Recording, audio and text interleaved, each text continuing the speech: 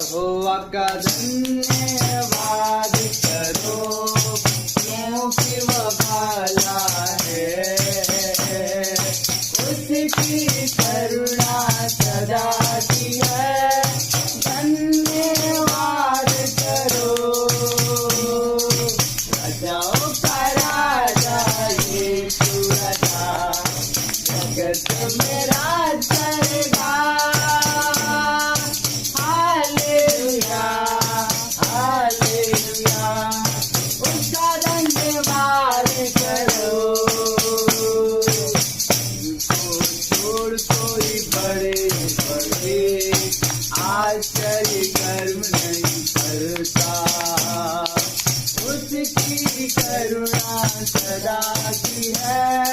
धन्यवाद करो राजाओं का राजा यीशु